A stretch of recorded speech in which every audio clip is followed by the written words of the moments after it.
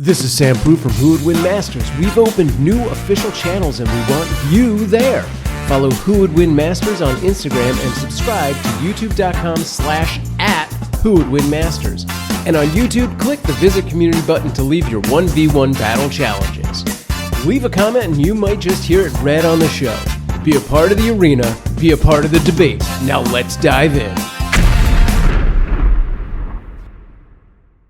If you're a podcast host, listen up, this one's for you. My name is Allie Jackson. I'm the host of Finding Mr. Height, a dating and relationship podcast that I've been doing for 4 years now, sharing my positive and practical approach to dating that's built on my own life experience. And I wanted to share another experience that I've had, my secret behind monetizing my show. It's called Red Circle, and I was just telling my colleague about how much I love their platform. With Red Circle, not only am I getting a seamless hosting experience, but I also love the support I receive in ad sales. It's not just typical ad sales either. It's targeted opportunities based on my show and my life. And the platform is super simple. You just set your preferences and Red Circle matches you with sponsors that align with your show. You can vet every opportunity and their platform gives you great analytics. More recently too, my Red Circle team has brought me opportunities outside of my podcast on social media to really augment the podcast partnerships, bring them full circle. I just can't recommend them enough. If you want to give it a try, go to redcircle.com to get your free trial. That's redcircle.com for a free trial.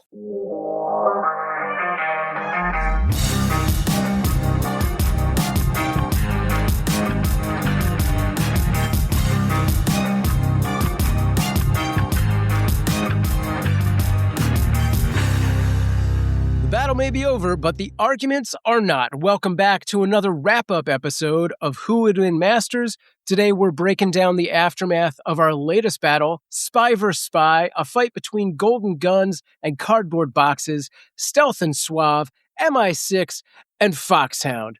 We're opening the vote totals, diving into your takes, and pulling straight from the Discord and other social media to get your comments on how this fight really played out.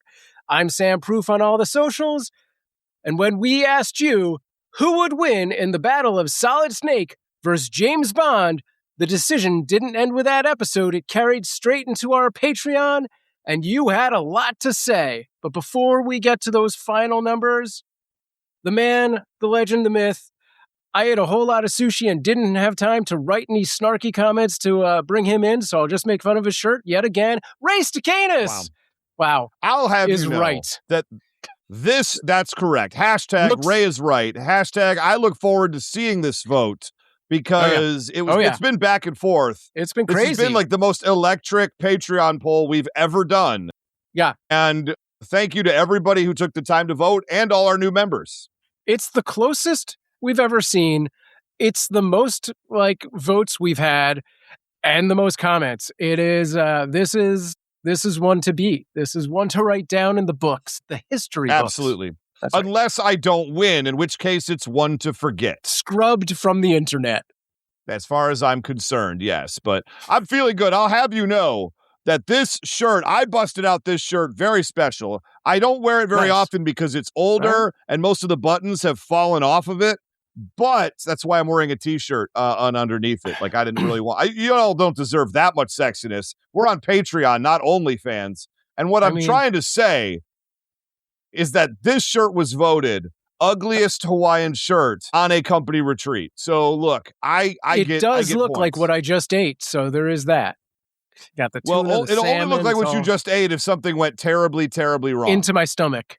If you go, put a camera right down there. All right. We might need to blur it for the videos that come out of this episode because it is an upsetting shirt. This is hidden away in my closet where my family members will refuse to look at it. They don't want to be around me at any time. They say, you have to get rid of it. And I didn't get rid of it. Wow. It's here today. That's a thing. Also here today, living it up in our live chat, which you could do if you were a member of the Patreon, free or paid. Matthew Dawson and Guardian, thank you for joining us live. Matthew says, it looks like what Predator would see at a rave. I mean, that's true. That's fair. That is a fact. Yes, and we're excited to have all y'all here in the chat. You know, we don't have a uniform time or day necessarily that we do these wrap-ups. We try to give you advance notice when we can. Come if you can. It is a fun time to be a part of it. You get to be part of the show and see the magic happen live. See every single time that me and Sam say something, and then have to start over again. Granted, half of that gets in the show anyway, but that's not the point I'm trying to make. Right. And every cat meow. So enjoy that. Every cat meow, guaranteed. 100% We can't bleep them here. Yeah. Does Riverside take care of that? Does it have a cat meow filter? I'll be honest, I haven't checked, but I hope not. I hope not. But we got a lot of stuff to get to today. Oh my God, let's jump so straight much. to reviews. Yeah, let's do it. Let's scroll down here. Okay, this first review comes from Copyrighted Issue 2. Hello. Titled A Simple Word That Can Solve Many Problems. Foot. That's literally it. Okay. I'll be honest, I read this review. I had to read it like 3 or 4 times. I did not understand it. Yeah, it's like it's the Teenage Mutant Ninja Turtles thing, isn't it? It's the foot. I have no clue. A simple word that can solve many problems. Foot. That's literally it. Is this a thing like if I read it like backwards, it's like a poem? Toof. I don't know. Oh, is it a haiku? That can solve many problems. Foot would have to be 7 syllables. Foot. That's literally it. No, that's 6. Oh, well. That doesn't work at all. That's the worst haiku I've ever heard of. But back to somebody named Copyrighted Issues. You need to go back to haiku school. Oh, boy. Yeah, no, look, thank you for the review, first and foremost. We always appreciate it. I didn't get it. So if the goal was to confuse me, you did it. So great job there. We'd love to we are very, very close. You know, I believe we're sitting over 1,100. Wow. Somewhere in the middle 1,100s, like 1,159 or something like that. I would love to see us get to 1,200 reviews. That's 1,200 individual reviews. And that's like 40 some odd from where we are right now. So if you're listening to this at home and you have not given us a 5-star review on Apple Podcasts, we could really use it.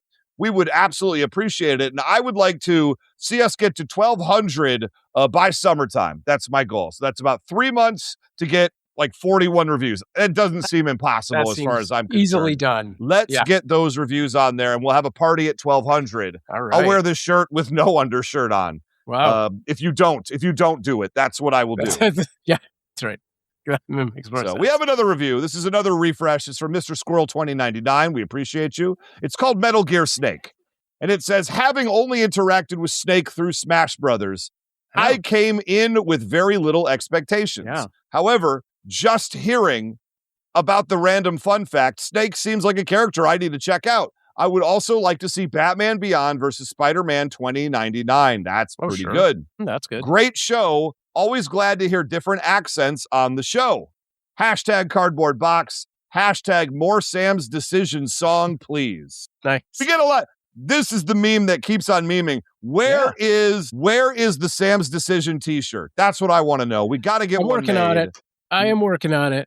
I have some ideas. Are you? Because I was going to say, Fiverr is a beautiful place for artists. Yeah. Yeah. Maybe we'll do that. I mean, we better take advantage of this thing while the iron's still hot, while people still love it.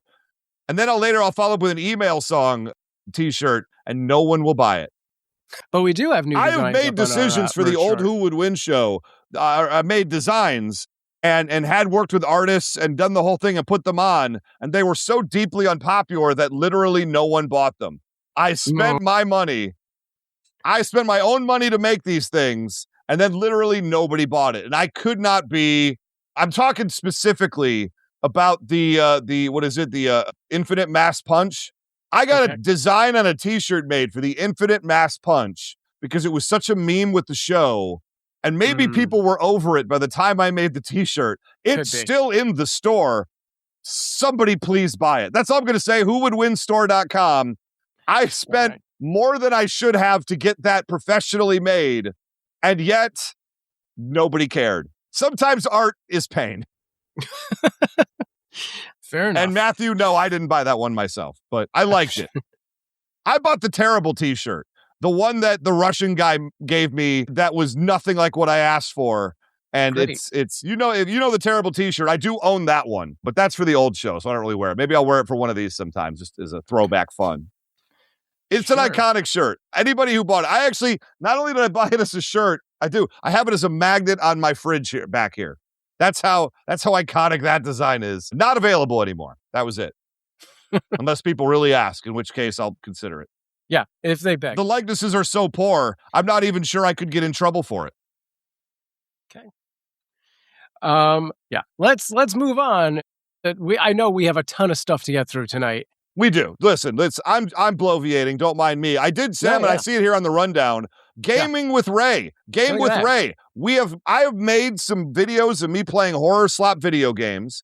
We've got 2 of them on the Patreon right now, available to all members, free and paid. Wow. And the first one, I'm playing The Cabin Factory, as suggested by one of our patrons. And then I played something called The Exit 8. Which is like a sublime, weird, unnerving game. Nothing really jumps out at you, but it is a horror game, that word.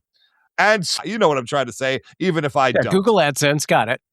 It's fine. And ostensibly, that's the word I'm trying to say. Listen, people, I've been hitting the head a lot. The point I'm trying to make in all of this, words are hard. Thank you, Matthew Dawson. I appreciate that. That should be a shirt.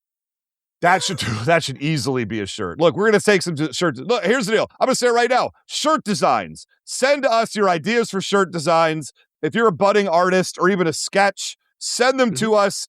Connect to us. Link to us. Email whowouldwinmasters@gmail.com your designs, and maybe we'll take it and run with it and put it in the store and buy you one. I don't know. We do crazy things like that. The point I'm trying to make is gaming with Ray. Game with Ray.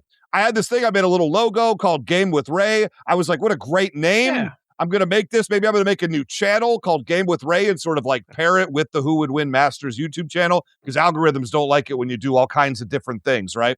And then I found out today, literally this morning, when I actually looked into it, somebody already has on, YouTube and on Twitch TV, Game with Ray. And it's a guy who's like a Christian video game player who plays for the Lord. And he made his channel about 9 years ago and has like one video. And he stopped 9 years ago, but now is sitting on it forever, so I'll never get it. So I got to come up with a new name. You can put those on the YouTube channel for Who Would Win. I think that's fine. As far as a name, you could just be Who Would Play. No? I don't know. Who would play? I mean, look, we're going to take suggestions for that, too. I just want to talk about it. Yeah. Game with Ray is a great name, and I already made a logo. And now Rayming. That feels too close to something I don't want to deal with. Yeah, I think you get some kind of strike on your channel for Rayming. I don't know. It doesn't. It's a warning. It's too close to being uncomfortable. I'll tell you that right now, because I'm uncomfortable just thinking about it. I didn't like saying it out loud. Who would play with Ray? It is. Ray. Yeah, right. Who would play with Ray? Yeah, a lot of the things I'm playing are solo games. Who would play with Ray is good. Yeah. Nobody. No, I play only solo games. So sorry about that. Maybe we'll bring in some guests sometime. I did talk to somebody about that. It's a different story. Anyway, we will accept your ideas for names. You could send it on Threads, on Instagram. You could email the Patreon, the Discord especially. Go to our Discord, and we'll take all your pictures and suggestions. I just wanted to put that on the record that if you haven't checked out my gaming videos, I'd love you to, because I made a couple of them. I made a third one, actually, of me playing another game that's going to go up this upcoming weekend. We're going to try to put them up as a reasonable cadence. But that's what's going on with that. And if any feedback you have about it, any games you want to see, anything you like or don't like, we're still figuring this out. So if there's stuff you want to see or don't want to see, by all means, I'll happily take your feedback. Thank you. Thank you for your attention on this matter. And you're going to do a Final Girl stream. Any updates on when that might happen? That is correct. I have all the pieces I need. I have a bunch of cameras set up. I've done a little test run, and it works, and it's good. And I will be also, not only do I be doing horror slot video games, I'll be playing Final Girl, the solo scary board game based on, AJ Porfirio, who was here on the show before a few times, but this one especially. He made it. That's his company, Van Ryder Games. It's one of the best board games in the world, and I will be playing it on stream, if you will. I'll be making videos, and we'll be putting those on Patreon as well. So get looking for that. All right. And if that's too much for you, I will play Happy Little Dinosaurs just to balance the she. Yeah, we've got Sam on Cozy Games and me on Horror Slop. It's going to be great. Sure. All right. He's going to be playing Farmville for 17 hours as a charity marathon. I will guarantee I will never do that. Oh, all right. Well, I tried to make it happen. Sorry, Charity. Sam doesn't care enough. I guess. I guess if that's really what people will want. I've never played Farmville in my life. Gardenscapes, that's the go-to. You got to crush that Gardenscape. Got to get to level 100,000. It's a big level. One day. Wow. Anyway, let's move on. We've got to talk about the polls. The polls. We got 2 polls here to talk about. Sam, you've got the information in front of you. I haven't seen the final numbers. I'm nervous, but we're going to see what's going on here. Oh, let me see if I can actually get some sound effects working. You know that I can never do this right. Here we go. All right. Well, let's set this up first. We're going to do the Mortalverse poll, this is not the official poll. This is the Mortalverse Discord server poll. They do this before all of the information comes out, before the episode drops. They don't know. They're just throwing darts at a blank board, hoping they hit something, right? That's what's good. Matthew's in the chat to verify that. But this is the results from the unofficial Mortalverse poll first. So drum roll on that. There we go. With a 67% share of the total vote from the Mortalverse pollers, Solid Snake takes it. 33% James Bond. There we go. Yeah, in the spirit of the Oscars, we've imported the Oscars audience to the studio today. Yeah. Thank you, Leo. Thank you. All right. Matthew Dawson says it's educated guess. Yeah. I mean, that's what a smart person would vote. All right. This is the part I'm a little more nervous about, though. Okay, now, this has been sent to us in a sealed envelope, but I know the Patreon is still going. Do we want to take this from the envelope, or do we want to go to the source, or both? I mean, are they 2 different numbers? Now you've got me nervous. I don't know. I am able to see some things that are different. Yes.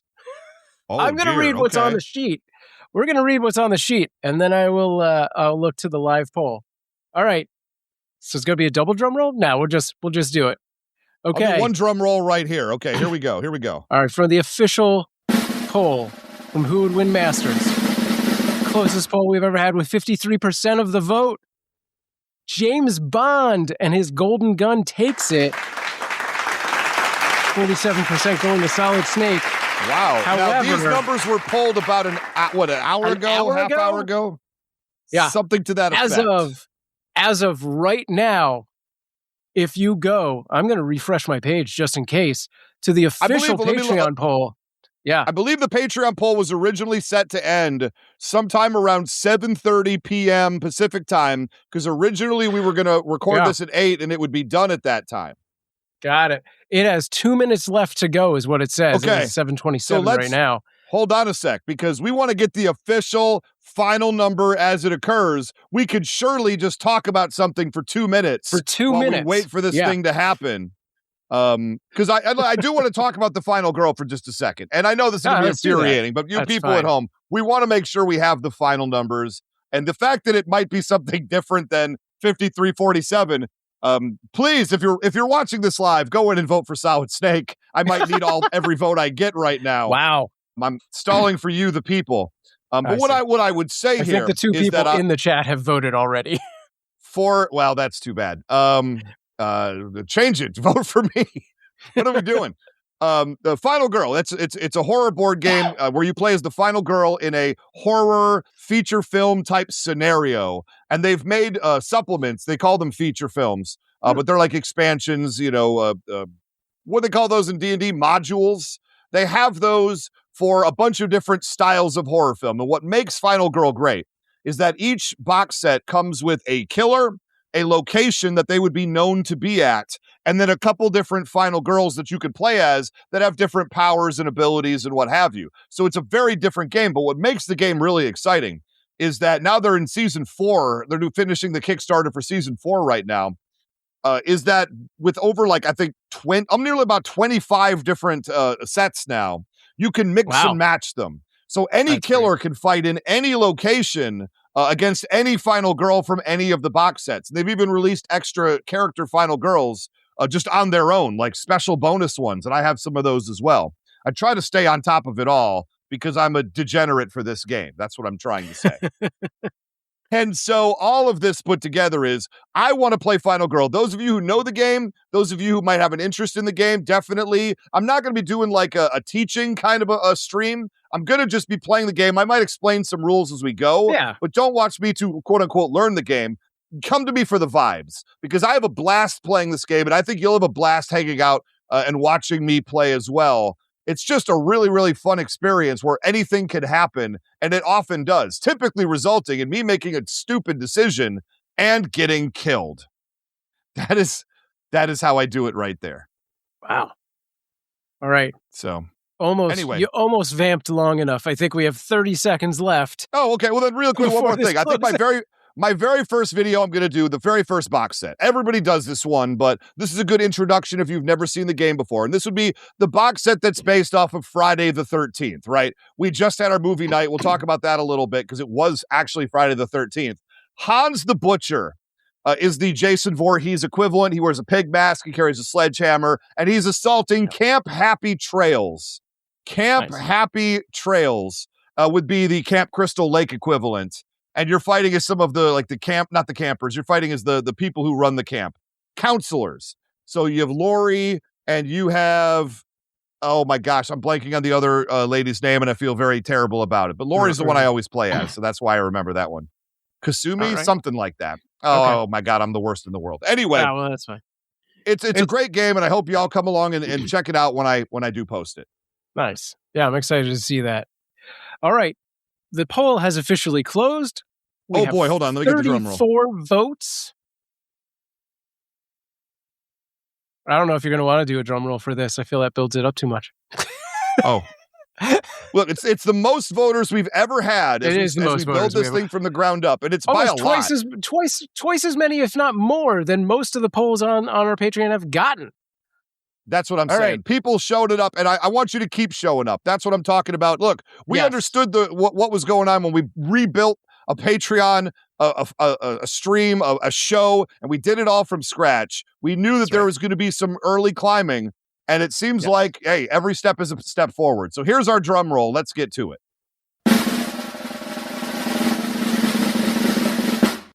All right, ladies and gentlemen, the definitive winner of James Bond for a Solid Snake is a tie. It is a complete 50-50. No. Are you kidding me? Not at all. I guess we get clapping for that. The most votes ever in history. Yeah. And it's a tie. The people are conflicted on this one.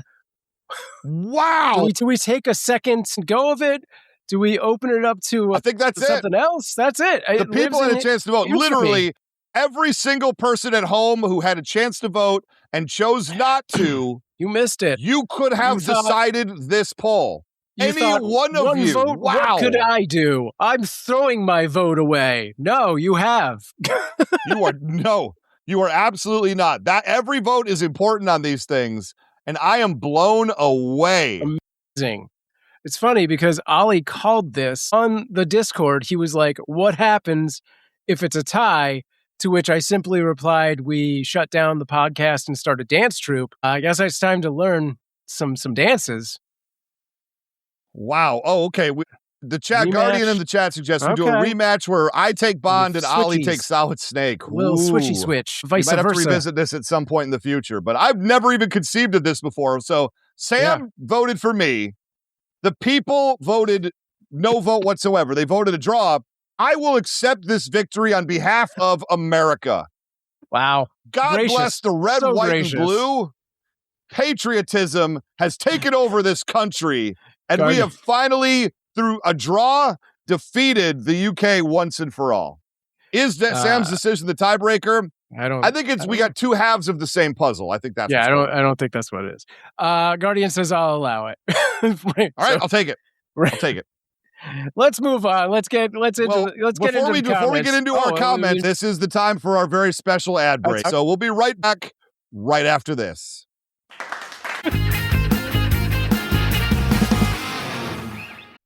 This episode is sponsored by BetterHelp.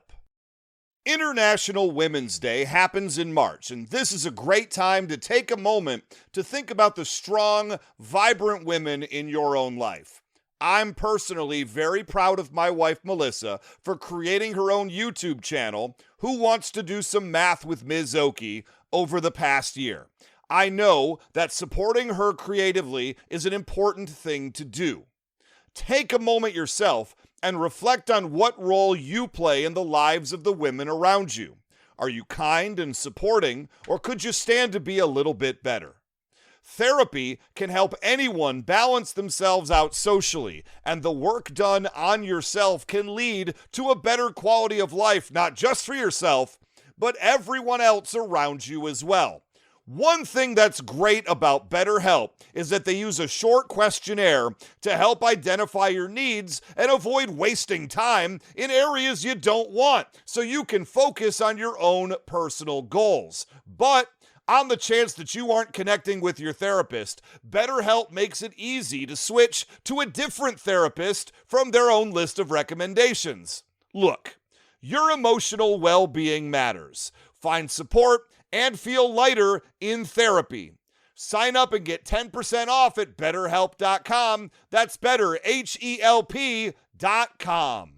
If you're a podcast host, listen up, this one's for you. My name is Olly Jackson. I'm the host of Finding Mr. Height, a dating and relationship podcast that I've been doing for 4 years now, sharing my positive and practical approach to dating that's built on my own life experience. And I wanted to share another experience that I've had, my secret behind monetizing my show. It's called Red Circle, and I was just telling my colleague about how much I love their platform. With Red Circle, not only am I getting a seamless hosting experience, but I also love the support I receive in ad sales. It's not just typical ad sales either. It's targeted opportunities based on my show and my life. And the platform is super simple. You just set your preferences and Red Circle matches you with sponsors that align with your show. You can vet every opportunity and their platform gives you great analytics. More recently too, my Red Circle team has brought me opportunities outside of my podcast on social media to really augment the podcast partnerships, bring them full circle. I just can't recommend them enough. If you want to give it a try, go to redcircle.com to get your free trial. That's redcircle.com for a free trial. And we're back. It is time to get into the comments and see if we can't glean some more direction on this. Ray, I believe you're going to take it. I'm going to open this one up. Can I tell you, one part of having a bunch of new people, like a very large number of new people join just in the last week is we got a bunch of new people who are commenting, and we're going to read every single one of them. Love it. It was suggested that eventually we're going to have to start like combing through shows. And like do editing these down and not using all the comments. Then the other suggestion came about, what if the wrap-up was a 2-episode bonanza, like what WrestleMania became over multiple days? And I don't know, that feels like a lot to me. I think I'd rather cull your comments at a certain point. Yeah, I mean, I think if we're getting enough that are unrelated to the episode, then maybe that would warrant a second thing. Sure. But yeah, if they're all on topic, then I think we keep them. Because it feels like to make sure everybody gets heard. Yeah. Yeah. It feels like if there's more wrap-up episodes than battle episodes, that, I don't know, feels a little flimsy to me. Seems a little crazy to me. We'll see what we can do. Yeah.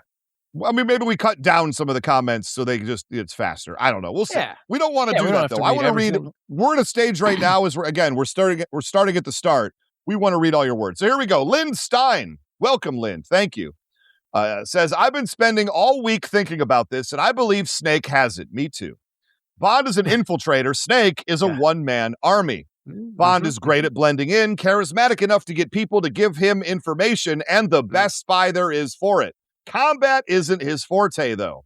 Snake, on the other hand, is consistently dropped by himself in enemy territory to stealthily get through and eliminate everyone. He's a peak soldier and an invisible assassin all at once, making him too much for Bond to handle. Lynn Stein, I couldn't agree more. Yeah, that's all good. All right.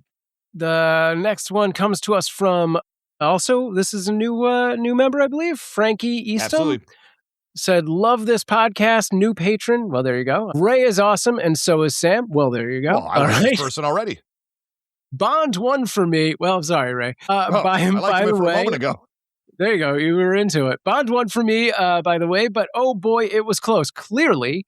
I think in the context of the show, Bond's feet scale higher. Like Olly said, Snake gets a lot of outside help. I'm all up for the international version of this show. course. I'm telling you, we need somebody from Canada at the very least. We got the UK. I'd love to get somebody from like Scotland. I'd love to get somebody from Wales. Let's get Australia. I want more than anything in the world to have somebody debate me from Australia. I am a big fan of the country. I am a big fan of the people. I have never met somebody from Australia that I didn't absolutely love. And I just want to say right now, Australia, I'm calling you out. I'm calling you out again. I've done it before. I'll do it again. Who would win masters at gmail.com. Drop your 1-minute video demo in there. Let's make this happen. I'm ready to defeat the world, and I want Australia next. I'll take someone else, but I want Australia next. No? That's right. All right. Wes Holtz with the next comment. He says, hate to have to vote against Ray for my first time. Then don't. But I have to take issue. What I have to take issue with is the dart gun. Is it really part of Snake's regular arsenal? He's had it in only like 1.5 games. I'm a huge Metal Gear fan, and I do think this is a close fight. It pains me to vote against Ray and Snake, but I think James Bond sneaks it. The man made some compelling arguments. Sorry, Ray. Apology not accepted, Wes. Wow. Had you voted for me, I would have won both. What a sad state of affairs. All right. I'm going to have to see some statistics on that dart gun, because I do believe that made some points for me, for sure. Dart gun's very popular, not just used by Snake, but it's used in most of the game. I think all the games in the series. Okay. Right. So I think we're splitting hairs here. William Schmidt says, Olly did a fantastic job representing Bond and an even better job countering Ray's points. Bond has taken out superhuman level opponents before. Jaws, Grace Jones, Rutger Hauer. He actually just fought those actors? That's horrible. He should just stick to fictional characters. Wow. The 80s were so good. Based on the points made, the gadgets he brings to the table, the history of luck he's had in combat, I had to give it to Bond. All right. You know, this is confusing to me. They says he fought Jaws, but I don't remember him ever attacking a shark. I don't ever remember him doing that. But clearly, if he's fighting Grace Jones and Rutger Hauer, we're talking about the shark. I mean, I would assume so, yeah. That's right. Or wait, was the actor who played the shark the actual enemy in the Bond film? I get a little confused. There's a lot of movies to get through. I don't know. It's true. At least 8. We got Ken Bjorn Turner, friend of the show, who said Snake has a better loadout right off the start. Thank you. I had to read that twice. James Bond does have better toys, but there are always new items given to him by Q, which means prep time. There is no prep time in Who Would Win Masters. Also, I find it amusing. Ray was all, no time to set claymores in the Imhotep versus Sam Fisher battle as a defense. But in this battle, he's all like, he'll just set claymores and bombs and ... Well, Ken, first off, thank you. Snake does win this battle. What I would say right now is, you have to understand that against the Mummy, setting claymores seems nearly impossible. But against somebody like James Bond, it seems very likely. That's just a thing that Snake does in the middle of combat.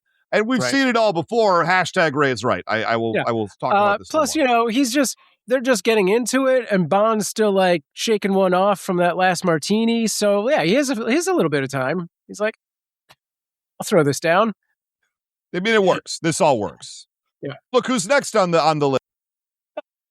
Guardian, who in the chat just now said, I did notice that about the claymores. All right. A great battle. Don't worry about that. I kind of leaned towards Snake going into this because of his tech advantage and felt that carried through. There's a lot to love with Bond, and the guest debater was excellent. Bond has so many cool toys and feats, but Snake matches and exceeds each one pretty cleanly. I could definitely see Snake using a tranquilizer to knock out Bond, and then they have a conversation and team up, but Snake takes the initial encounter. Yeah. Absolutely. That is fairly the way I saw it as well. Yeah. Yeah, I think absolutely Snake takes the initial encounter. Thank you, Guardian, and thank you for your hop support. In a cardboard box, go get some martinis, and they're off to... And there it is. To whatever. That's right. Well, Forbidden Mob, deep friend of the show, Forbidden Mob, thank you for being here. He says, Snake, Snake, Snake! You won. Oof. Excited. Outstanding episode, gentlemen. Both fighters were repped excellently. Bond is a classy spy who could take on nearly any threat. Snake is a stealth god, able to destroy weapons of mass destruction mecha style and defeats fantastical threats in between smoke breaks. The CQC, deadlier opponents, nanobots, and weapons sealed the deal for me. Bond is great, but Snake is a step above in all ways except Bond is a better dresser, gambler, and ladies' man. All of that is true. Still, this one was super close. One of the most competitive episodes of the year, clearly. This year's episode just got better and better. Yes. Thank you, everybody. Right. Yeah. I agree. And William Schmidt, you just missed your own comment. Thank you for joining our chat. Hey, there he is. Why is it always snakes? Listen, I just got back from the Antelope Valley poppy fields, and there were too many signs warning me about snakes to feel good about any time that we've mentioned the word snake right now. I'm having some PTSD. It is. And yes. Lord Snurts, thank you for joining as well. Hey, all right. It's a party in the live chat. There always should be. It is. Yeah, it should be. Yeah. I think, if this was a battle to see who could get more dates, this goes a very different way. But no, this is a battle to at least incapacitation. All right. All of this is accurate. Yeah. Next up, I hope I say this right. Lena Liddy says, right. It looks like the words that are there. As much as I love Ray and Snake, I think Olly brought the heat. Best episode I've heard in ages, and I've been listening since the start. Not the biggest James Bond fan, but Olly persuaded me. Nice. Hey, yeah, I appreciate that we keep getting better and better. That's what I'm saying.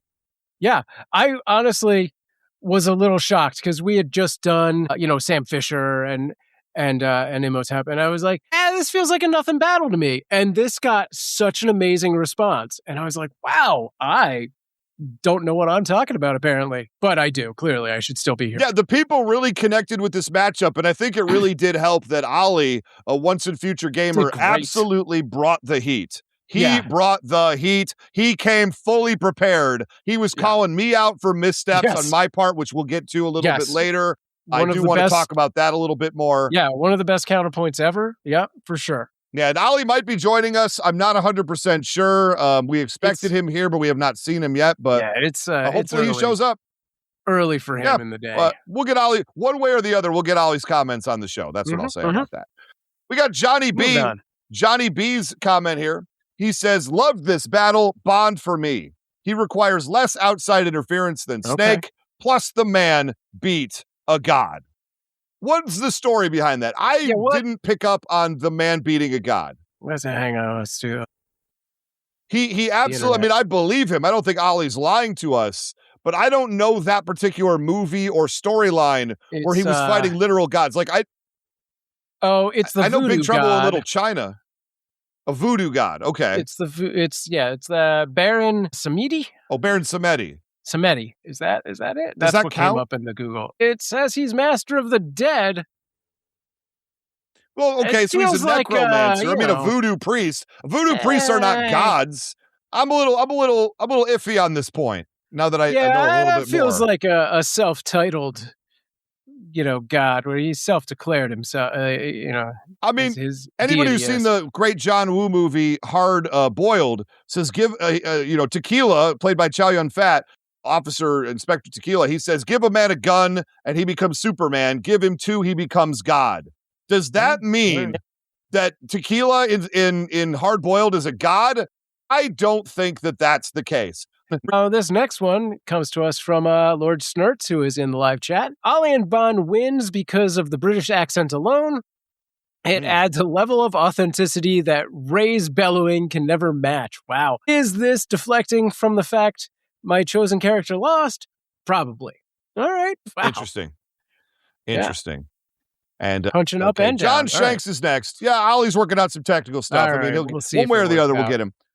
John Shanks says, sorry to go against my fellow Englishman and a proud northerner like myself to boot. I believe that Bond may win the long game. However, the formula often has him captured first and therefore likely incapacitated for 2 minutes or more and losing under who would win rules. Fair. That's an interesting point. Very fair. Yeah, that is, it's a very good Plot has the opposite of plot armor as has happened there, I believe. Snert says, I'm on the fence about the match, but still want to cheer for Bond. Okay, all right. That's fair. Look, you don't have to make a final decision. You could change your mind at some point and vote for me. I mean, whatever you feel like doing. Yeah, you just write us and we'll do the math. All paths are open. Change the final vote. All right. What we got next up? I got Nate. Me or you? Nate just. You. I just read one. I'm not even sure anymore. I did John. Oh, I just did John Shanks. So you're it's doing me. Nate. There we go. Also a newer, remember, right? Nate says, Ray used the fact that Bond would come in drunk off of martinis and hitting on all the women as a negative. He would do all of that and still win this battle. Hashtag Olly obliterates.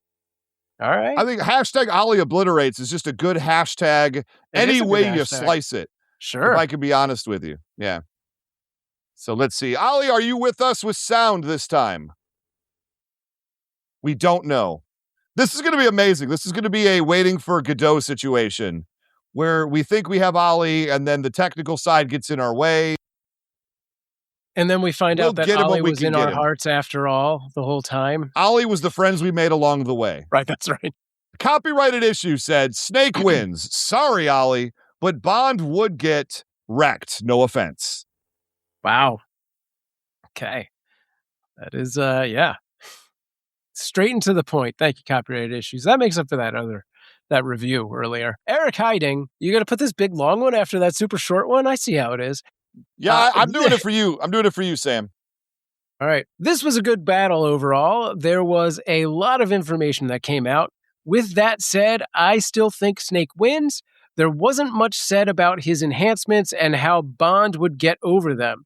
Also, Snake is great at sneak attacks or sneak attacks.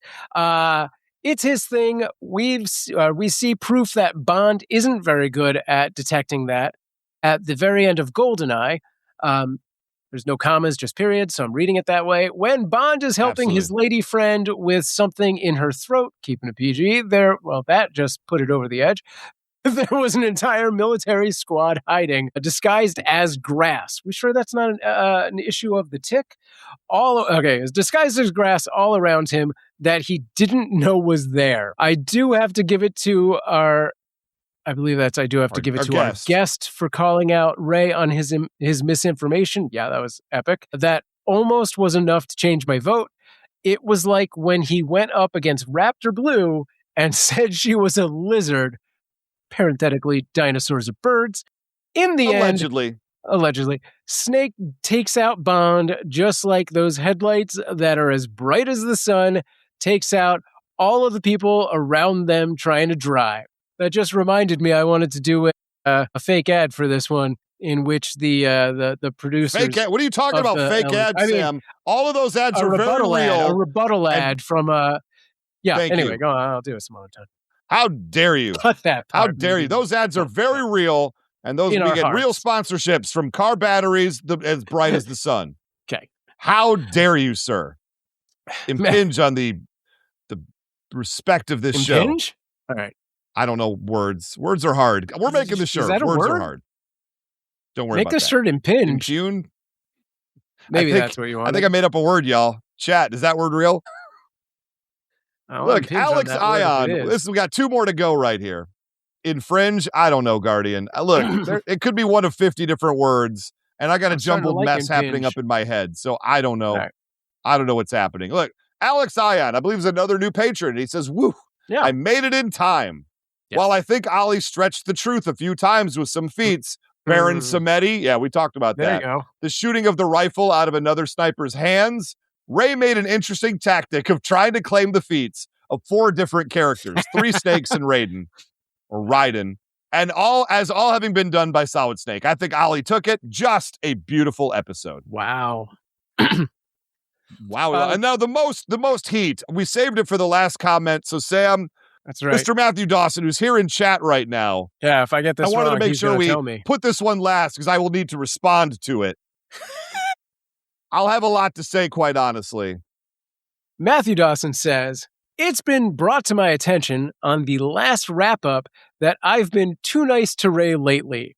So I feel I need to remedy that. Sorry, this is a long one. Yeah, you should apologize. Thank you in advance. Olly brought it hard in his first-time debate. I know nothing about either franchise outside of what I've heard in this 40-ish minute episode that I actually listened to twice in one morning because, as the poll indicates, it's that close.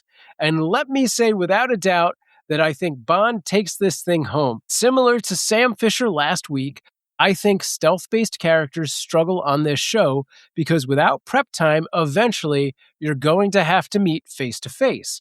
Bond just has so many wacky gadgets compared to Snake, more streamlined tactical gear than that Bond has seen before. Snake would probably need a minute to figure out what he's up against when lasers start shooting out of watches. Also, is Ray just lying on points now? Good on Olly for calling that out, because the very integrity of who would win Masters began to tilt into a very dark direction.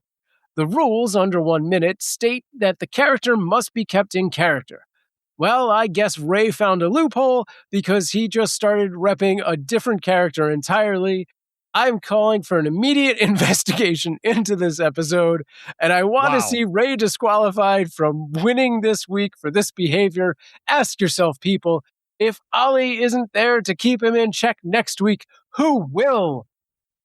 That is, all right, first things first. Matthew Dawson. Sour Grapes, Matthew Dawson in the chat and in the comments. I'm going to say right now, I made a bunch of notes. I over prepared for this one because I knew it was going to be a lot of heat. And I will say right now, I wrote down sniper battles because I know James Bond has some training and I know Solid Snake is better. And I was thinking specifically about the Sniper Wolf encounter from Metal Gear Solid 1. Indisputably, that is Solid Snake doing it. And then I had a couple other sniper points written down that I literally crossed off my notes because as doing it, I remembered that those were done in other games where it was like the reveal at the very end of the game that it wasn't actually Solid Snake, even though dude's like basically calling himself Solid Snake. The entire game acts like Solid Snake, fights like Solid Snake, for all intents and purposes, is Solid Snake. And then at the very end, they're like, oops, it wasn't. I'm Kojima. This is how I roll. And so in the moment, I said, aren't there a couple other sniper battles I could really use to make this point really even stronger? And so even though I crossed them off my notes because they were wrong, I went ahead and said them anyway. And again, I'll say it. Olly correctly demolished me for saying that. And I am always trying to rep the characters as fairly as possible. You know me as the champion of fair play. Olly, do you have any comments about this? Hi all, it's Olly here, and I'm speaking in the fallout of the Titanic, the world-changing event that was James Bond versus Solid Snake. Something that very possibly got out of control, but in a good way. More comments, more votes, more mayhem. I did not think it would go like this though. And a tie. A few weeks back, I heard Ray on one of the wrap-up episodes say that they hadn't released any bad ones yet. I think it was the Scott Pilgrim versus the Moon Knight episode, but I don't recall. And I just remember thinking at the time, because I'd sent my audition tape in at this point, was, please don't let my episode be the bad one. This was an absolutely intense experience. I've never done anything like this before, ever. I thought about doing it last year, and it's only when this year rolled around that I pulled the trigger. I made my audition tape, and it sort of spiralled from there. I put prep time into this, what would have put Batman to shame, or so I thought anyway. In the week running up to it, I was rehearsing it 2 to 3 times a day and tweaking it, making sure all my points came in under the time limit and they made sense. Intense, but also definitely enjoyable. And still, it almost wasn't enough when the adrenaline hit. And trust me, I'm sure anyone who's ever done this show will probably agree. The adrenaline, it hits you like a train. You talk and talk and talk and talk, and hopefully you get to the buzzer. I'm just going to comment on a few Patreon posts. I just want to say thanks to everyone who did comment on this post. Also, everyone who voted for me. It is appreciated. If I don't pass comments on your post, it's nothing personal. I just want to react to some of the ones that stir something in me. I'm going to go down the list, and the first one is the one from Alex Ion, who basically says that I stretched the truth a few times. So it mentions Baron Samedi, it mentions shooting the rifle out of another sniper's hands. There's also some comments about Ray, but I'll jump on to that in a sec. So basically, I just say, You can't prove Baron Samedi wasn't a god, just as it can be proven that he was. For those of you who don't know, the character in Live and Let Die is hyped as a god. Then at the end of the film, he fights Bond and they duel with machetes. Bond gets the upper hand and throws him into a coffin filled with poisonous snakes. We hear screaming, so we can assume that he's been bitten repeatedly. We then don't hear anything else from the character again until the very last scene of the film, where he's seen sat on the front of a train laughing, no bites in sight, very much alive. But even if you go into like the GoldenEye 007 video game, the old one, there's a bonus mission where Samedi appears. You have to get Scaramanga's golden gun to try and kill him, and even then he keeps coming back to life. 90s video games were weird. I'll cover the different character point later. The sniper point I like because it sums up the dichotomy of Bond's character, particularly Timothy Dalton's Bond, and I love those two movies. Bond has a mission to kill an enemy sniper. He realises that something is wrong and the sniper isn't a sniper. Instead he shoots the weapon out of her hand. It's still a feat. Just on William Schmidt's comment about 80s action movies, about Bond's gadgets bringing him to the table, about the history of luck he's had in combat. I mean, I wasn't alive during the 80s, but it was a time of good action movies. I can say that looking at it with hindsight. I always think Bond is a character who makes his own luck. I said it in my point number 2. The gadgets, they aren't going to win a fight on their own, but they are going to give him an edge. I'm going to look at Wes Holt's comment about having to vote against Ray for his first time commenting. So I do have to agree that the dart gun did slide under my blind spot somewhat, but I think saying that the dart gun is something that Snake's not going to have might get a bit pedantic. I mean, yeah, he has it in Metal Gear Solid 2, Sons of Liberty. He probably has it in 4. I don't really remember 4 too much, but I can say he doesn't have it in the original Metal Gear Solid PS1, so yeah. But anyway, if you're that big a Metal Gear fan, I appreciate your vote. It also sounds like you're a pretty big fan of Ray, and I can't blame you. Ray is awesome. Lynn Stein's comment, saying Bond is great at blending in, but combat's not necessarily his forte. I feel a bit like this has been gotten the wrong way around somewhat. I think it was...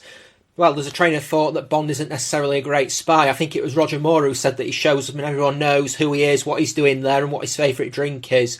And to say that combat isn't his forte, he has left a lot of bodies in his wake. Lynn Stein mentions that an invisible assassin's a bit too much for Bond to handle. You know who else was an invisible assassin? Scaramanga. Matthew frickin' Dawson's comment. That is something. That comment might just go as my lock screen on my phone. I'm really not sure if it's anti-Ray or pro-me, but either way I'm down for it.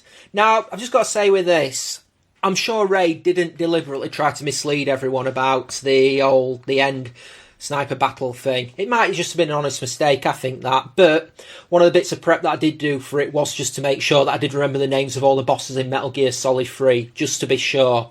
Looking at Guardian's comment, thank you for your kind words. I can agree with you that Bond and Snake might team up, but I even did devote some time to my point to say that Bond probably has more chance of talking Snake down, especially if they both have a mutual goal. Bond's done it to enemies before. They're not always women that he talks around as well.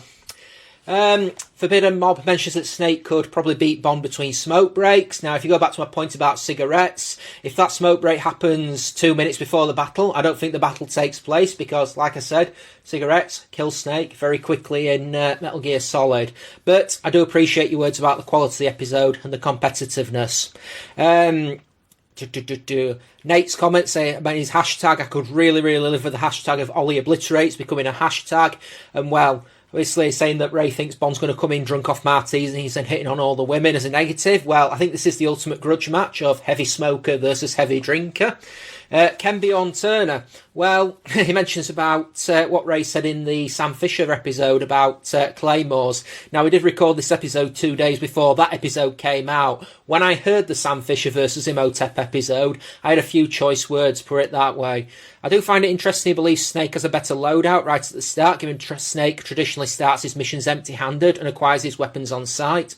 The gadgets given to Bond by Q are often random items that may come in handy during the course of a mission, or after sometimes. They're often not intended for him to win specific encounters.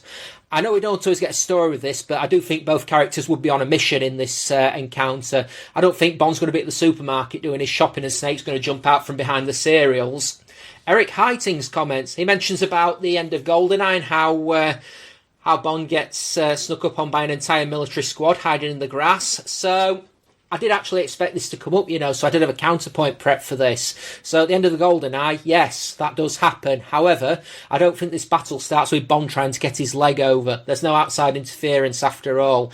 A sexy Russian computer scientist isn't going to be part of the battle. I gave some examples of Bond dealing with people who try to sneak up on him when he is in battle mode. Just some final thoughts. I would definitely recommend to anyone who's thinking about sending a demo taping to do so. Ray and Sam are great to work with. What both of them have done in the last 18 months is nothing short of impressive, and I'm glad to have been part of the legacy that they're building. I mean, I've heard it said before that there's going to be regrets about things not said. I know that. I mean, there were a couple of blind spots that Ray's argument potentially hit. The dart gun, for one, just completely slid under my radar. Mentioned the camouflage, and it is actually funny. For when camouflage is mentioned, it's funny. Completed Metal Gear Solid 1 with the bad ending, you get stealth camo, which turns you invisible as a reward, and I expected that to come up, but it didn't. I had a counterpoint from that, but I guess the unpredictable is something that comes about. Just in short, I had an absolute blast doing this. I'd love to do it again sometime, so we'll see. And well, this turned out to be the first tied Patreon vote in the history of who would win Masters, so I really don't know how to feel about that, but at least I didn't lose the Patreon vote, I guess. So, not much more to say, guys. Thanks for listening. Stay blessed. Keep listening. I'll see you on the Discord or the Patreon, I guess.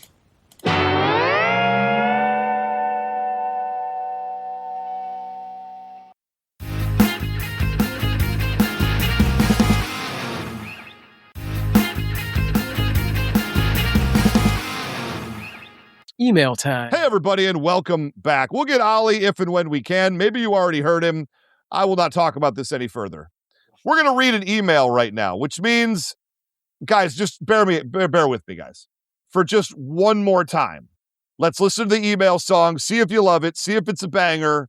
And if you don't love it, if I don't get anybody giving me the email song hashtag afterwards, we'll cut it down. We'll make it less. But I really think this is the time, if you listen to the whole email song, that you will love it. Let's hear from the community. Reading emails is our destiny. You've got a voice, you got something to say, and we're gonna read them, 'cause it's annoying to read. Now it's time to end this song before it gets to be way too long to do anymore. We just prolong this intro, which would be wrong. It's who would win Masters. Email time. It's who would win Masters. Email time. I'm pretty sure you all love it now. If you didn't love it Zach? before, you Okay. love it now.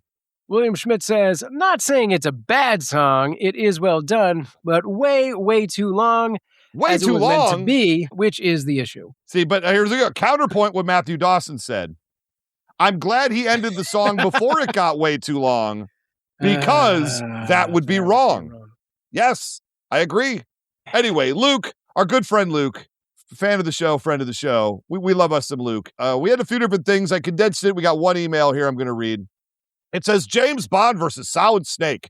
This battle deserves an S rank. Excellent. Ooh, I nice. unfortunately haven't immersed myself in either of these franchises, but I have fine. listened to a lot of James Bond songs. I'm especially partial to the song You Know My Name, partly because it actually reminds me of Shadow the Hedgehog. Okay? I haven't made that connection, but that's outstanding.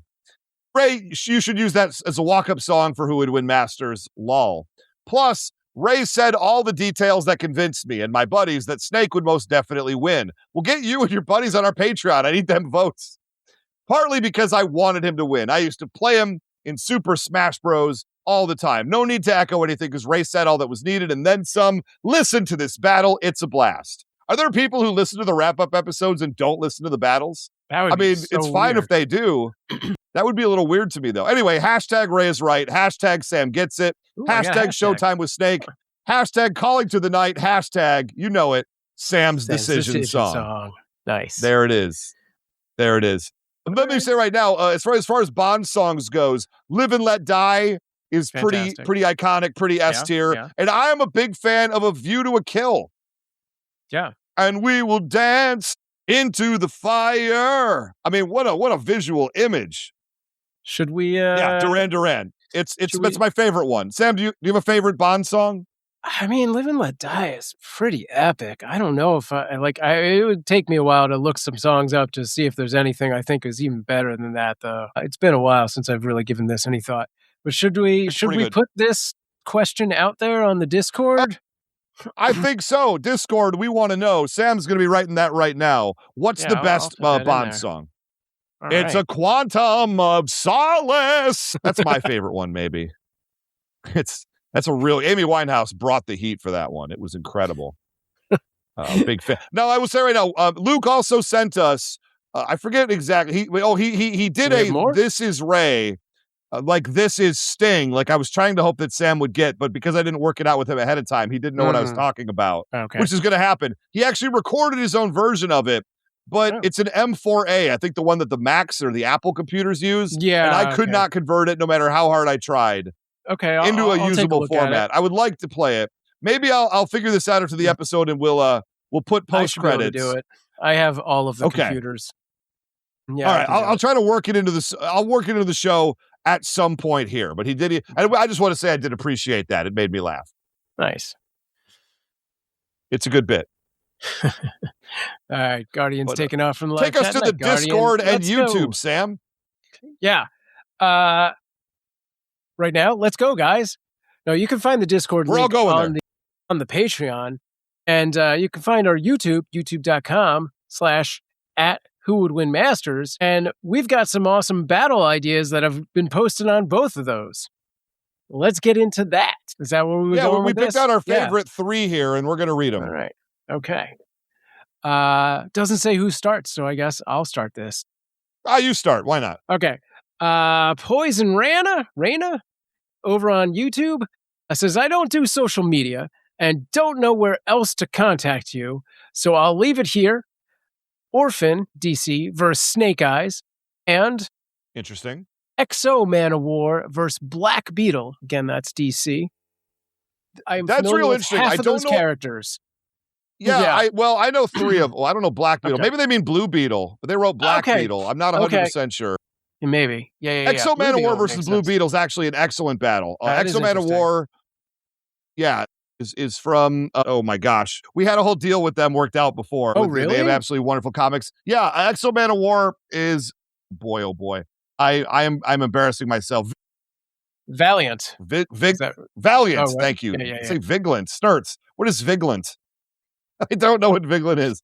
Valiant Comics. I'm a big fan of Valiant Comics, even if in the moment I cannot come up with the name. Exo Man of War is sort of like their like Iron Man equivalent, but he's much more powerful. He's also a very interesting character. I actually have here on my shelf an Exo Man of War trade paperback that I was reading, and I really enjoyed it a lot. So if you have a chance to check out Valiant Comics, they're the people who made Deadshot. Not Deadshot. Oh my God, Bloodshot. No? I am a mess with words tonight. Bloodshot. That Vin Diesel movie. Okay. Bloodshot. Right. Yeah. They made the comic books, which are actually very, very good. And Orphan versus Snake Eyes. I don't know much about Orphan, but Snake Eyes. You think we would ever do a G.I. Joe character on the Who Would Win Masters show, Sam Proof? I mean, and of all unlikely. The G.I. Joe characters, a blind dude? What? Seems mean, right? No? Seems weird. Over here, Black Beetle's apparently a Blue Beetle villain. Come on, DC Comics, get your proof together. I guess that you got sense. Flash and like Reverse Flash, Blue Beetle versus Black Beetle. Is there like a Red Arrow that fought Green Arrow? The laziness is sometimes overwhelming. Like, we'll just change the colors. It worked for the Green Lanterns. My goodness. But Snake Eyes. I love me some Snake Eyes. Maybe we should think about putting him on the show sometime. No, he is probably my favorite because of the wolf. Yeah, that's true. That's very true. Over on Knowing Is Half the Podcast, my other show, the G.I. Joe recap show and cartoon podcast, Mr. Robert Clark Chan has been pointing out how Snake Eyes loses a lot in the G.I. Joe Renegades cartoon series. Wow. Very interesting. And according to Matthew Dawson, Red Arrow is actually Green Arrow's sidekick. Do not tell me that's true. I'm going to be so mad if that's real. Is that for real? Is that Stop it, DC. I will not give it a Google. I would like to not know that happened and pretend like I just made that up off the top of my head. Apparently, I Good could have been Lord. a great comic book writer in the There you go. 1960s. My Oh, God. my goodness. Anyway, Olly Lowe, who may or may not be with us today, he keeps trying, gave us Yoda versus Deathstroke. Yoda versus Deathstroke, which I find very, very interesting. It does. I mean, I feel like that's a Yoda win, but I'm interested. Deathstroke did defeat like the entire Justice League before. Yeah. But with prep time. Right, sure. It's definitely he's naturally talented. I could see Deathstroke hanging with Yoda. I really could. The lightsaber is going to be a problem, but and the movement. I don't think he's ever fought somebody who can move like, if we're talking old Yoda or talking young Yoda. If we're talking old Yoda, all he has to do is pull the Solid Snake move and then wait 2 weeks. I know that wasn't Solid Snake, whatever. All he has to do is wait 2 weeks and Yoda dies on his own. Yeah, it's just like when Solid Snake had Thor's hammer, and is that what we're going for? Is that what? Right, don't worry about that. That was a great game. Yeah, that's that turned out to not be Solid Snake, though. Unfortunately. No? Okay. Oh, that's It right. turns out Solid Snake never existed. In every single game, it's revealed it's someone else. Okay. Absolutely ridiculous. One more battle. This is we got one more from I believe Matthew Dawson posted this over on the Discord. Carnage versus Darth Vader. Which again, that's really strong. I think Carnage wins that one. Vader, but it's Vader. He's Darth Vader. I mean, could he beat Carnage? I mean, I said before, Force Lightning might work, but we never really see Darth Vader use Force Lightning. But since when does that ever stop a Star Wars argument from arguing every single person who has the Force uses Force Lightning? I'm not going to name names or anything, but you know. Yeah. Just saying. I mean, Carnage is a character that I know a little about. I mean, I feel like that's the way it would go, but I definitely could use a lesson on that. Sure. So that would be interesting to hear. Let me just check with ChatGPT and see if ChatGPT thinks that Darth Vader would use Force Lightning. I mean, that's how some folks do it. That's right. Well, before Ray turns out I don't use ChatGPT. Let's move on. We'll keep it going. But head over to the Discord. You can find that link pinned on our Patreon or in our link tree, which should be out there somewhere. And there's just tons of these like mini debates on there, some with polls, some without. And, we've got all of the ones we listed. Matthew Austin had Clifford, the big red dog, versus T-Rex, which is getting a lot of attraction. Interesting. I like that. We had, I just posted one the other, Skeletor versus Mumra, which I looked in the history and was like, how did they never cover this? So we'll see. But also, Ray asked not too long ago, and this you can answer on the Discord. Oh, yeah, that's our next thing on the rundown. Look at you being a professional. I segued. Who could save the Nakatomi Plaza in Die Hard if you got rid of John Die Hard McClane? scenario is what we're calling it. The Die Hard scenario. And this is, I think, the busiest thread on the Discord. So there's a lot of answers. I like when we ask a question that it's not like it's just off the top of my head. It was something I was legitimately thinking about. Yeah. It's taking me a little bit of time. I think other people would have some fun with it as well. So we got quite a few comments on here with people's suggestions for the Die Hard scenario. We're going to read these out right here. William says Solid Snake. I mean, I'm not against the idea of doing Solid Snake versus the Die Hard scenario. Sure. But maybe one of these choices, we'll talk to chat, hit us up on Discord, see if we can center around a choice. I don't know. Yeah. But Sam, why don't you start us off here and we'll go back and forth. Yeah, sure. Half-Thumbed Gamer has a bunch of them, says Scott Pilgrim. That sounds pretty good. Kick-Ass or Hit Girl. I feel like Hit Girl has this, and Kick-Ass would be more interesting. Lesser Batman, like the one from Mortal vs. Audio Dramas, ? Wow. And what about Malcolm Reynolds, a.k.a. Nathan Fillion from Firefly? Wow. That's really interesting, too. So, wait a minute. I'm not just gonna pretend that this We're just gonna let that dig go? All right. I'm not going to let that dig go. That was absolutely outrageous. I have the one time today, me and Matthew Dawson will be aligned, as we say in corporate speak. Is this Matthew Dawson, the writer of the Mortalverse, myself playing Batman in the Mortalverse? That might be the most powerful version of Batman to have ever existed in media. That's all I'm going to say about that. Okay. All right. We have more choices. So we got Olly Lowe. A ton more. Let's keep going. Yeah. Mortalverse Batman may need his own episode. Well, you know what? I don't disagree with that, Matthew Dawson. We should maybe consider the Mortalverse as its own deal and go from there. Talk to my agent. Olly Lowe, who may or may not be with us today, says Art the Clown. Art the Clown in the Nakatomi Plaza. I don't know, man. I think Art the Clown is a hard win against the Die Hard scenario. All right.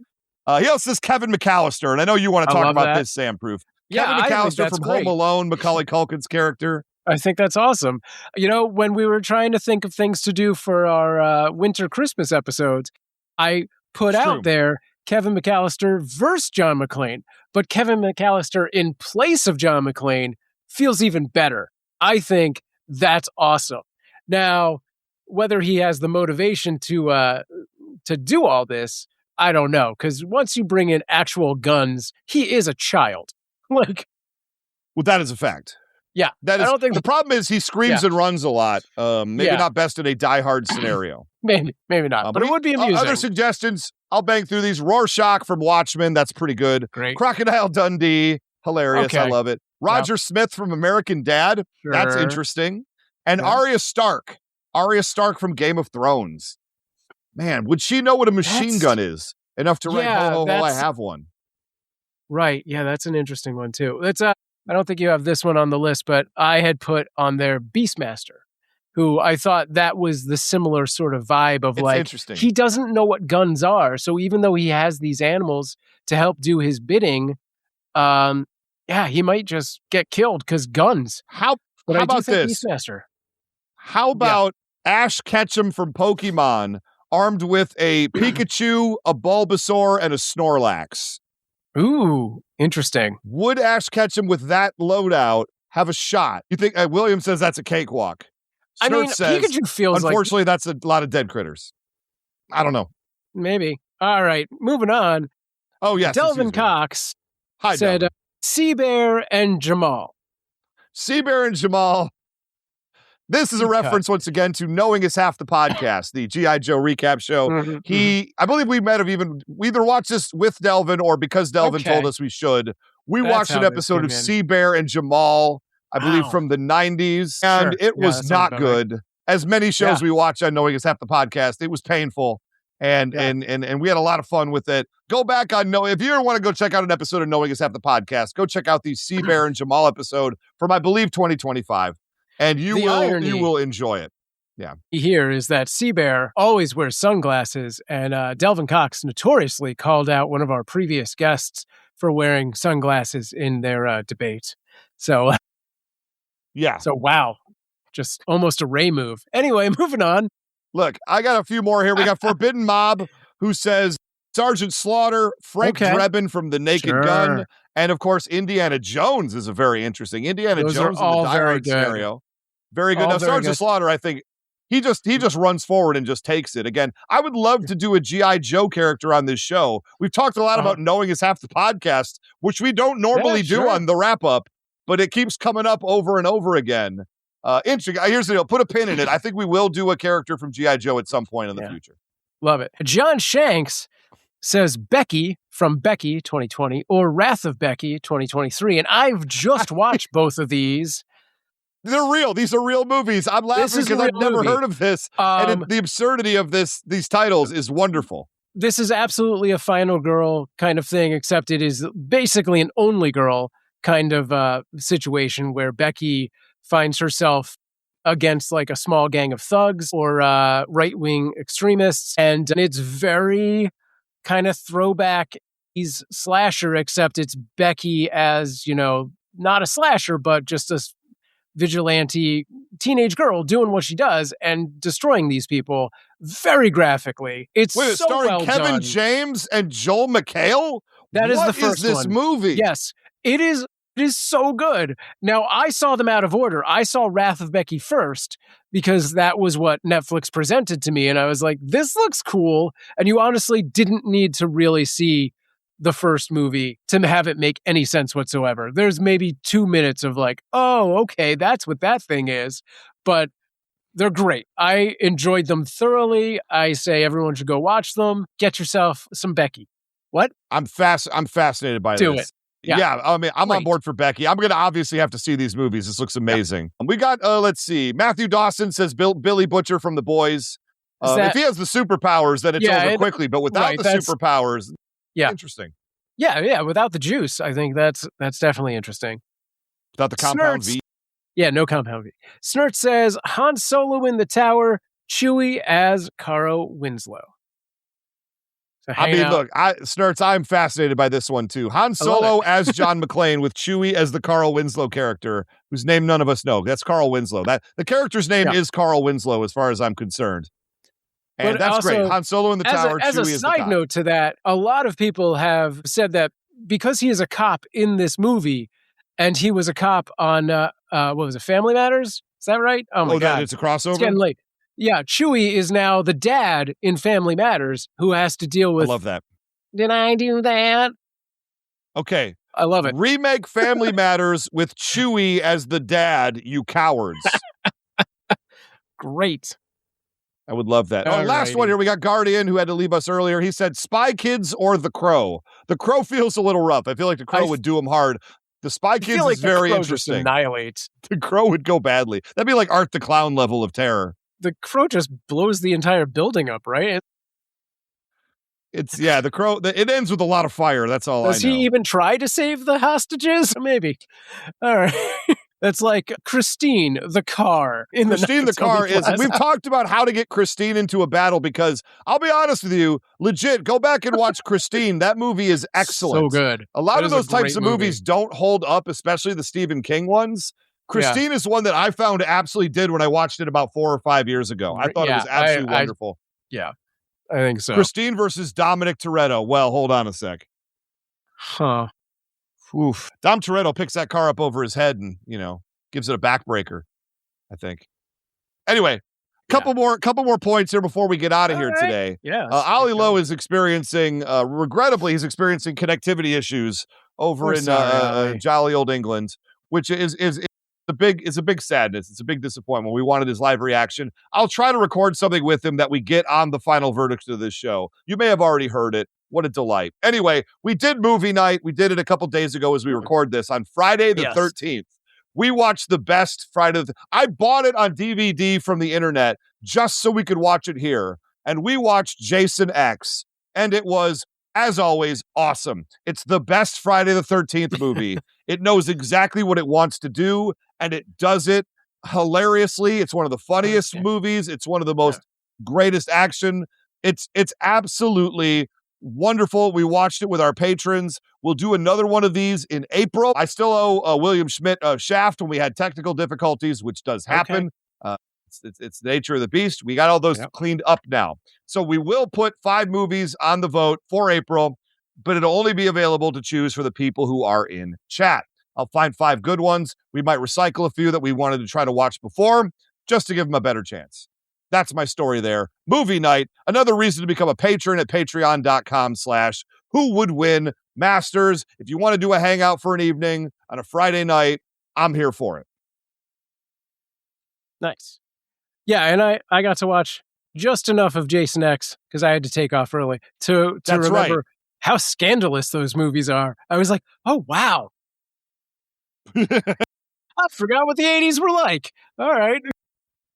80s. To be fair, that movie came out in 2001. Yeah. 2001, but don't worry about that. Inspired by the 80s. Anyway. All right.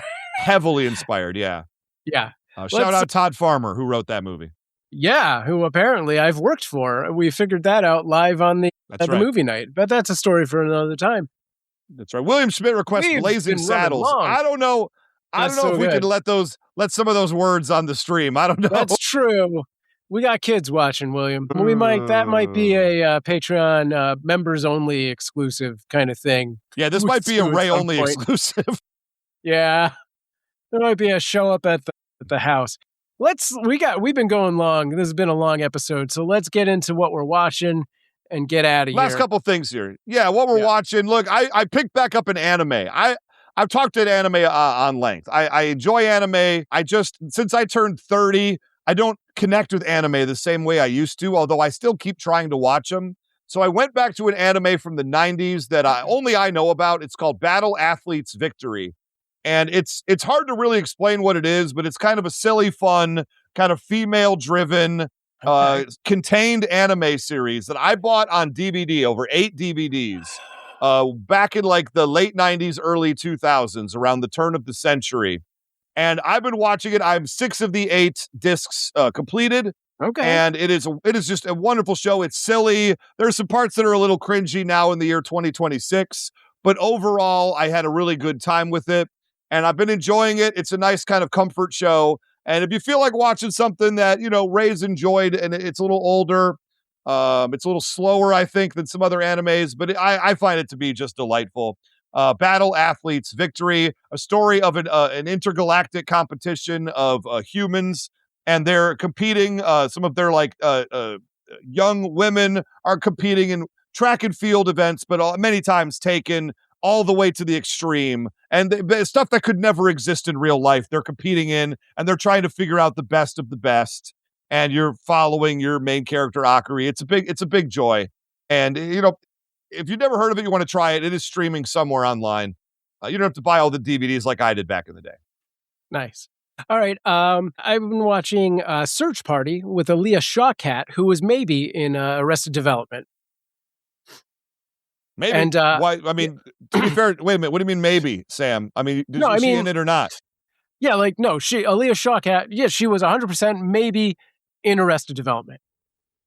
So No, but so do we need to go to IMDb? Or what are we doing here? Like she was in it or she wasn't? I know for a fact that she was maybe do you not know? in Arrested Development. This doesn't make sense to me, Sam. Okay, let's move on. She was also in Search Party. So maybe. This is maybe I don't remember her name in Search Party. I think it was Wednesday. No, that's a different thing. What? That's what? No, it's God. what is her name in it? I don't know. Is this the Exit 8 all over again? What was Exit 8? Oh, that was my game I played on the stream. It was very confusing. Oh, that's right. Okay, really quick, because I want to move on, get stuff going. Search Party is this sort of weird, it's a comedy, but it's like a dark comedy. And she gets obsessed with this girl who goes missing from her town and starts investigating. And it is a comedy of errors. And it's very interesting. And she drags her friends into this wild goose chase, essentially. And the first season is amazing.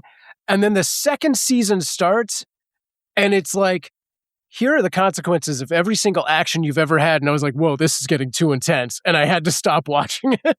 But the first season, fantastic. I'll try and get into the second season soon and report back on that.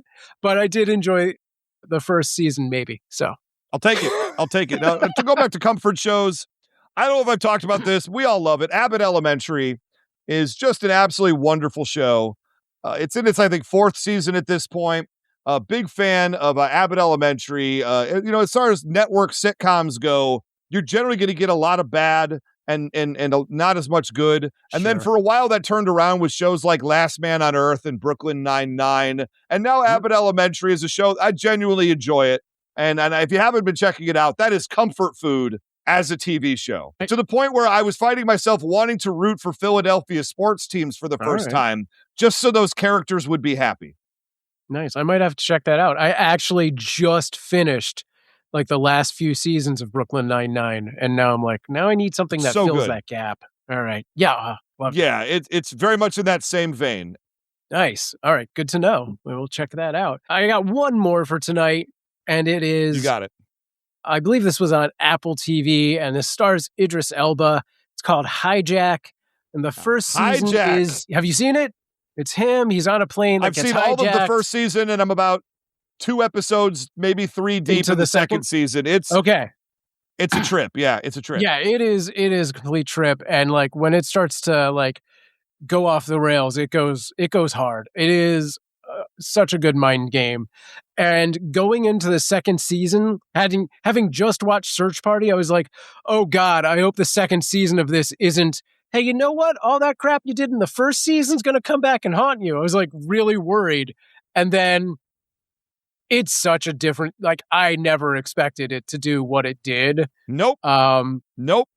Yeah, it's real good. So yeah, get in on that. It's real good. I've enjoyed it. Matthew Dawson is requesting a Detroit Lions Sports Minute. Maybe I'll speak briefly on this right at the end of the episode so everybody else can click out. But there we go. Detroit Lions Sports Minute. It is free agency. The last thing I want to talk about for what we're watching is my horror slop. We've got 2 videos currently on our Patreon. And that would be, I mentioned before, the Cabin Factory and the Exit 8. I've recorded another one, and it's called That Is Not My Neighbor, another indie horror game that's a very silly, very fun. And I've made the video. That video is going to be coming out this weekend for all you patrons out there, free and paid. You will all get access to watch it. And that is called That Is Not My Neighbor. It's about an hour-long video of me doing that. We're going to be putting more of those out there. Really, really enjoyed it. Should we talk about the next battle?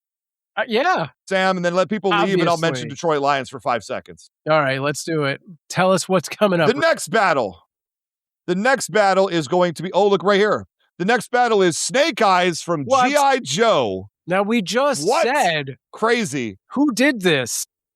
We just said. This is wild. Never happening. Wild. Unbelievable. A G.I. Joe battle. Wow.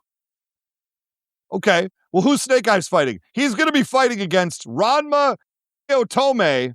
If you don't know the show, it's an anime called Ranma One Half. You guys, It's a very classic old anime, about martial arts and whatnot. I will say right now, we're doing anime on the Who Would Win Masters show. If you want us to do anime on the show, there you go. Listen to the episodes. So very big show. Snake Eyes versus Ranma Seotome. Yeah. And who will I be facing on this show?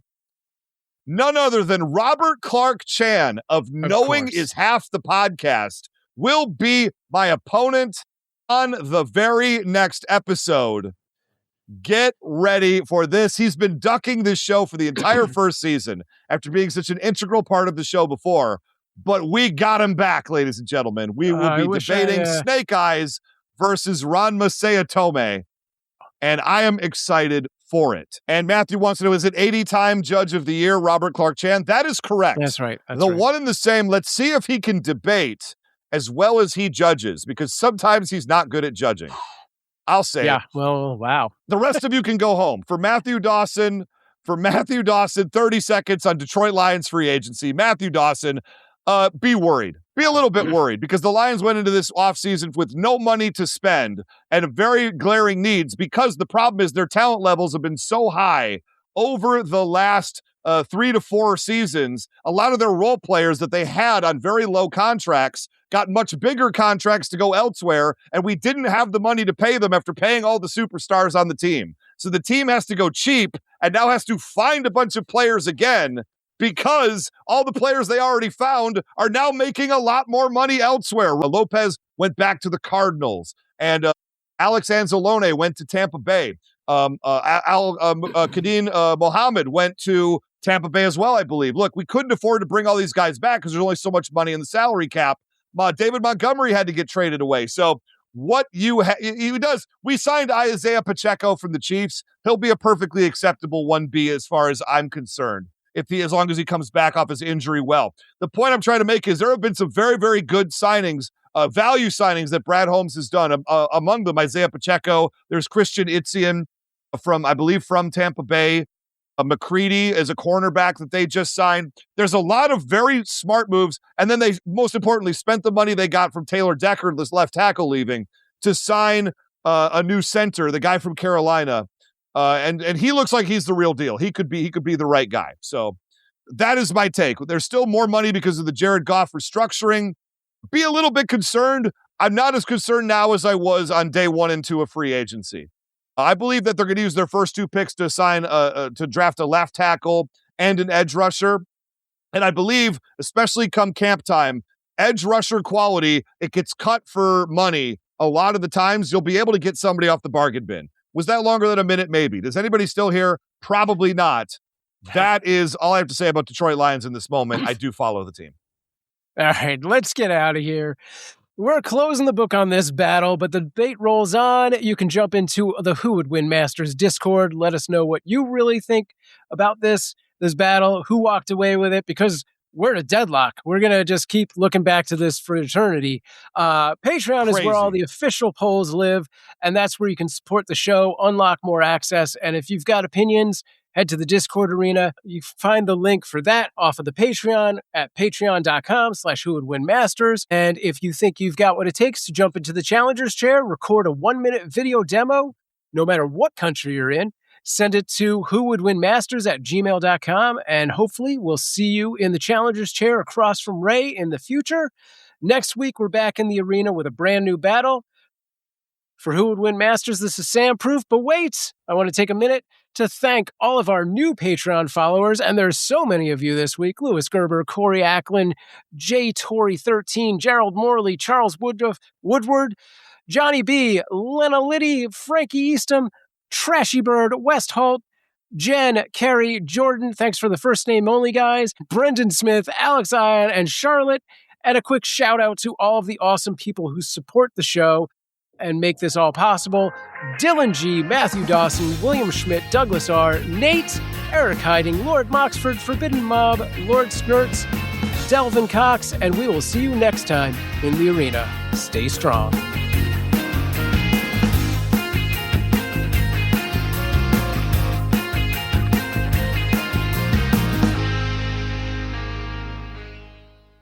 If you're a podcast host, listen up, this one's for you. My name is Olly Jackson. I'm the host of Finding Mr. Height, a dating and relationship podcast that I've been doing for 4 years now, sharing my positive and practical approach to dating that's built on my own life experience. And I wanted to share another experience that I've had, my secret behind monetizing my show. It's called Red Circle, and I was just telling my colleague about how much I love their platform. With Red Circle, not only am I getting a seamless hosting experience, but I also love the support I receive in ad sales. It's not just typical ad sales either. It's targeted opportunities based on my show and my life. And the platform is super simple. You just set your preferences and Red Circle matches you with sponsors that align with your show. You can vet every opportunity and their platform gives you great analytics. More recently too, my Red Circle team has brought me opportunities outside of my podcast on social media to really augment the podcast partnerships, bring them full circle. I just can't recommend them enough. If you want to give it a try, go to redcircle.com to get your free trial. That's redcircle.com for a free trial.